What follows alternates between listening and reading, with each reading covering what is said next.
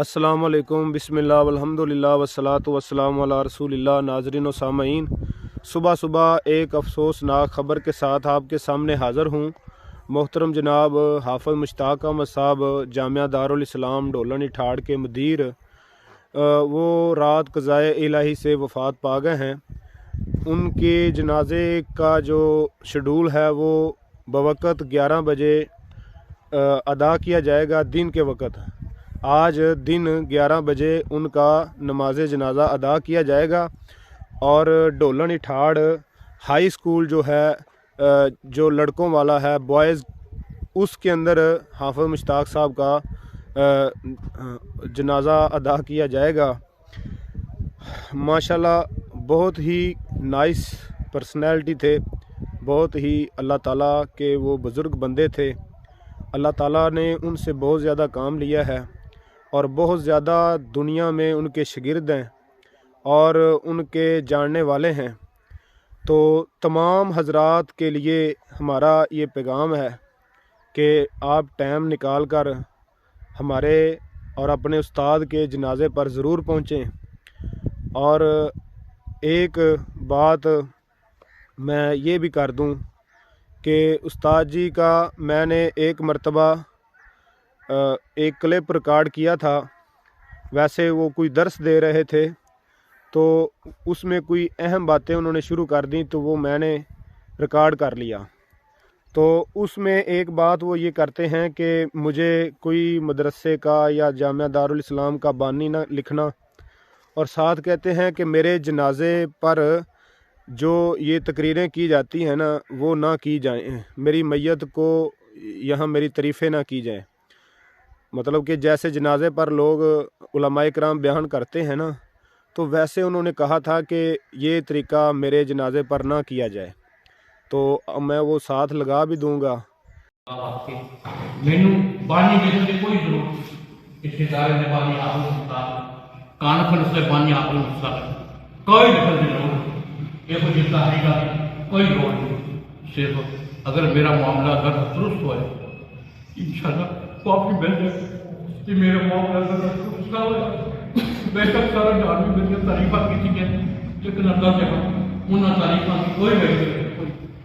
میری بچت سے میں کیونکہ ایسے ذمہ دار لوگ بیٹھے میری بچت سے کھڑے ہو کے کسی قسم کا کوئی میرا تعریف کر پاتا تعریف کر میں تعریف کے لائق میں مندان میں یوں پتہ ہے کہ میرے کو فرق کے گا میں یوں اپنے آپ میں اللہ سے سامنے گناہ لے کے پیش کروں، صرف اور صرف میرے واسطے مقصد یہ دعا کروں کہ اللہ تعالیٰ اپنی رحمت سے مجھے معاف کر۔ میرا کوئی مطالبہ میں پوری زندگی اپنی ذات واسطے کبھی کسی قسم کا کوئی مطالبہ نہیں، میں جدوں بھی من گیا مسجد واسطے من گیا، جدوں بھی مطالبہ مدرسے واسطے مطالبہ یہ اللہ تعالیٰ نے کامیابی عطا فرمائے۔ تو بات یہ ہے کہ ہماری نیت تو صرف یہی ہے کہ اچھی گواہی کے لیے کہ جو بھی جاتا ہے اس کی اچھی گواہی اگر موجود ہو تو اس کے بارے میں اچھے کمنٹس دینا۔ جو نبی کریم صلی اللہ علیہ وسلم نے فرمایا کہ لوگوں نے کہا کہ یہ میت اچھی ہے تو اللہ کے رسول نے فرمایا وہ جنتی ہے، اور لوگوں نے کہا یہ میت بری ہے تو نبی پاک صلی اللہ علیہ وسلم نے فرمایا کہ یہ جہنمی ہے۔ تو اس نیت سے ہم ان کی جو تھوڑی بہتی ان کی تعریف میں کلمات کہے ہیں تو اس نیت سے ہیں کہ انشاءاللہ ان کی گواہی اچھی اللہ کے ہاں پڑے، اور ان کی تعریف اور قصیدہ نہیں ہے، یہ حقیقت ہے کہ وہ بڑے ہی ہمارے پورے علاقے کے لیے ایک اللہ کی رحمت تھے، ایک اللہ کی نشانی تھے۔ پورے علاقے کو ان کی دینی خدمات سے فائدہ پہنچا ہے، اور ان کی جو اللہ تعالیٰ نے ان کے دم میں بہت زیادہ اثر رکھا تھا۔ بہت زیادہ لوگ ان سے دم کروا کر اپنی بیماریوں کا علاج کرواتے تھے اللہ تعالیٰ سے۔ تو اس طرح وہ بہت زیادہ ہی ہمارے پورے علاقے کو ان کی وفات کا غم ہے، اور یہ حقیقت ہے، اس میں کوئی مبالغہ نہیں ہے۔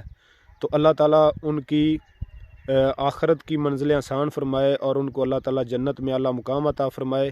کافی دیر وہ بیمار رہے ہیں. بیماری کی حالت میں انہوں نے بڑے صبر کے ساتھ اپنا وقت گزارا ہے. تو ہسپتال میں زیادہ وہ رہے ہیں.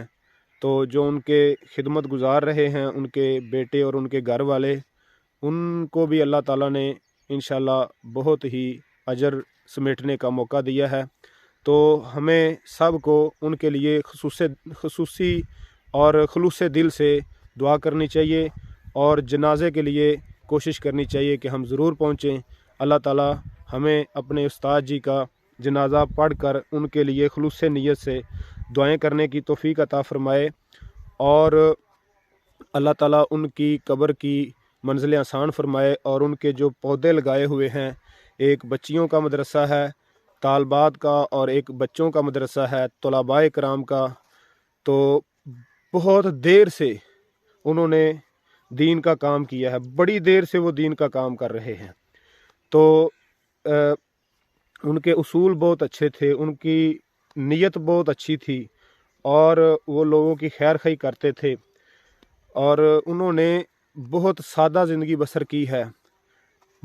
پہلے سائیکل پہ انہوں نے اللہ کے دین کا کام کیا، پھر موٹر سائیکل پہ، پھر اللہ نے آخری عمر میں ان کو گاڑی مل گئی تو بیٹھتے ہی نہیں تھے. نہ سردی کی پرواہ، نہ گرمی کی پرواہ، نہ دھوپ کی، نہ سائے کی پرواہ.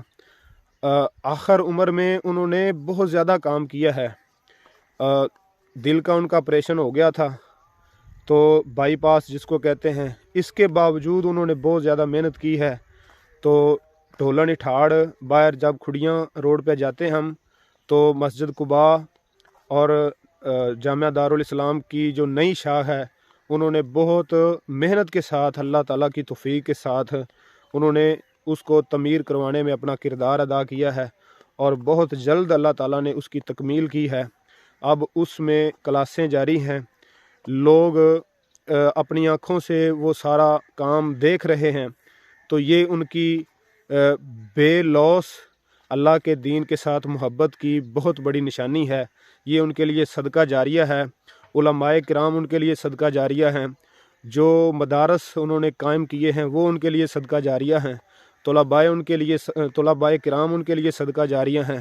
اساتذہ ان کے لیے صدقہ جاریہ ہیں. اور وہ ان کی جو فیملی ہے وہ بھی ماشاءاللہ ان کے سارے بیٹے وہ حافظ ہیں، ان کے پوتے حافظ ہیں، بلکہ ان کی پوری فیملی میں تقریباً سب ہی لوگ حافظ ہیں.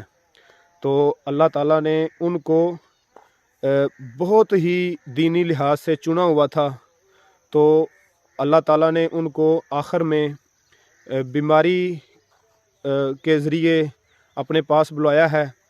تو اس کا یہ بھی مطلب ہو سکتا ہے کہ جو ان کے تھوڑے بہت انسانی ناطے جو گناہ تھے اللہ تعالیٰ نے وہ بھی ختم کر دیے. کیونکہ حدیث ہے رسول اللہ صلی اللہ علیہ وسلم کی کہ جب بندہ بیمار ہوتا ہے، اگر تندرست ہو جائے بیماری کے بعد، تو وہ گناہوں سے اس کے گناہ ٹھیک ہو جاتے ہیں، پاک ہو جاتا ہے. اور اگر وہ اسی حالت میں بیماری کی حالت میں دنیا سے چلا جائے، رخصت ہو جائے، تو اس کی جو مطلب کہ اللہ تعالیٰ کو وہ گناہوں سے پاک ہو کر ملتا ہے. تو اس لحاظ سے ہماری ان کے بارے میں یہی سوچ ہے کہ اللہ تعالیٰ نے ان کو معاف کیا ہے. اللہ تعالیٰ ان کو جنت میں اعلیٰ مقام عطا فرمائے. السلام علیکم.